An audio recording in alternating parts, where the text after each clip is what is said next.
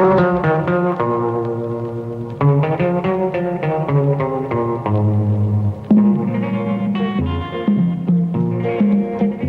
a voulu offrir un panorama sonore de la musique congolaise de 1925, parce qu'il y a quelques vieux disques 78 tours enregistrés à cette époque-là, jusqu'à maintenant, c'est-à-dire 2015, avec les derniers tubes.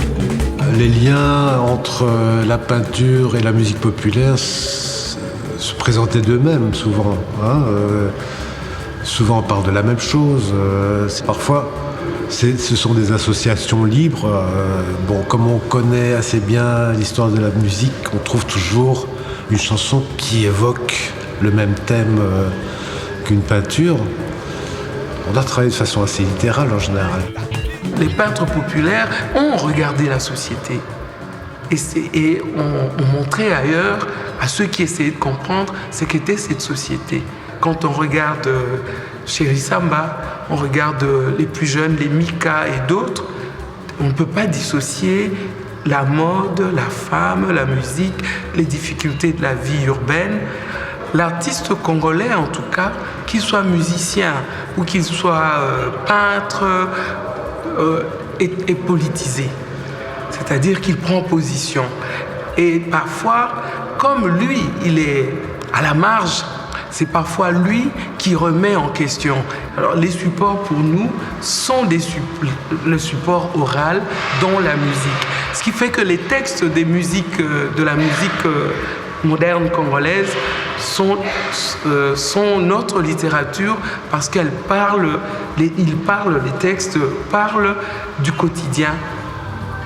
La musique congolaise était, avant la peinture, je dirais, le principal moyen d'expression des Congolais. C'était en fait le seul moyen d'expression qui n'était pas contrôlé par le colonisateur. Et donc, il y a tout un jeu de cache-cache qui s'est joué entre le colonisateur et le colonisé pour faire passer des messages. Un bon exemple, c'est la chanson Atandele, qui dit simplement, d'une manière pratiquement biblique, un jour, le monde va changer, ceux qui sont en haut seront en bas, ceux qui sont en bas seront en haut. Mais tout le monde comprenait ce que ça voulait dire en réalité. Et il y a eu beaucoup de chansons comme ça qui se sont réappropriées le futur du Congo en annonçant des jours meilleurs, sans le dire ouvertement. Le double sens est érigé en système de communication. Ceux qu'on avait dévalorisés, les musiques ethniques et tout, qu'on laissait de côté, qu'on dansait comme à part, vont reprendre leur place dans ce qui va devenir la rumba congolaise. Et notamment avec Franco.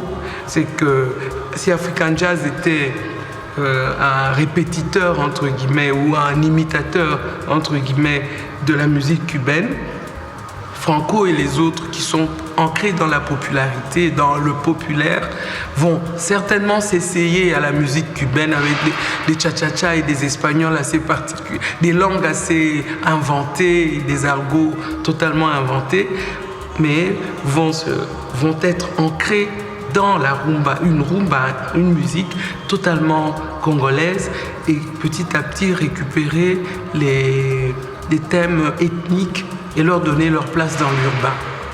Depuis les premières chansons populaires de la musique congolaise moderne, il y a eu toujours deux courants. D'un côté, ceux qui étaient vraiment populaires et près du peuple, de l'autre côté, ceux qui prétendaient s'adresser à une certaine élite et qui étaient plus langoureux, plus calmes, plus polis et plus chics. C'était d'abord Franco et puis l'African Jazz, puis ça a évolué. La dernière avatar de cette rivalité, c'était les deux ailes de Wenge Musica. Et bien, peut-être justement une nouvelle génération de musiciens congolais très jeunes qui est en train de prendre la relève.